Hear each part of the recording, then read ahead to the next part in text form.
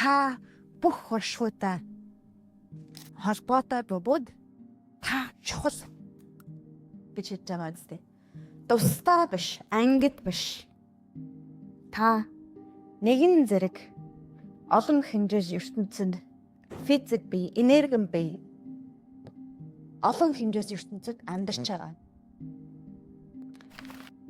Түр слайд хааж авах. Тэгээ эндээс нэгэн чухал өгтгөн байгаа. Энийг өнөөдөр бид нэр маш сайн ойлгох хэрэгтэй. Эхлээд физик ертөнц биш. Эхлээд space, energy, орон зай, энерги, квант оршив. Таны төгс төгөлдөр бүрэн бүтэн хувилбар, энергиэрээ бүрэн бүтэн хувилбар эхлээд бий болно. Энергийн төвшөнд бий болно мөн үү? Тэрний тусгал нь та материалд амьдарч байгаа. Тэгэхээр ямар нэгэн байдлаар биеийн асуудалтай би өвдөд байдаг. Сэтгэл өвдөд байгаа. Би травматай байгаадаа миний тарих ингээ сайн ажиллахгүй би ADHD-тэй байгаадаа тийм ээ. Янз бүрийн кондишнууд нөхцөл байдлууд байгаа. Харин та зүрхээ нээгээд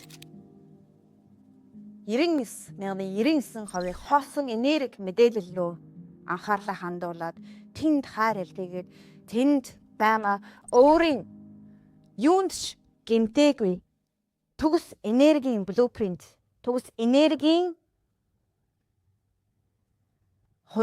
бүхий хувилбартаа очоод тэрийг мэдрээд тэрийг өөртөө татаад энд буулгаж ярих үед аяар эргэтэн бүрч нэгдгэж бүтэн болж ирэх юм. Эхлээд бид нар физик ертөнц гэж боддог.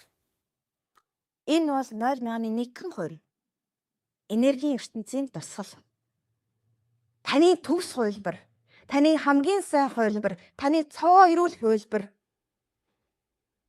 таны мэрэгэн ухаантай дээдийн тэр хүсэмжлэх тэр хувилбар чинь энерги мэдээллийн төвшөнд байж байгаа. Эхлээд тэр бий болж байгаа хань.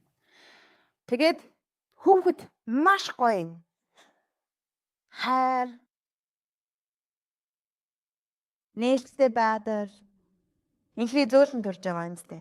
Харин физик ертөнцийн бид нэр энерги мэдээллээсээ тасрагдаад амьдрах явцдаа хатуу болоод эвдэрсэн юм шиг болоод энд өвдөө тэнд өвдөө ийм ингээ хумигдсан байдалтай орчуулдаг.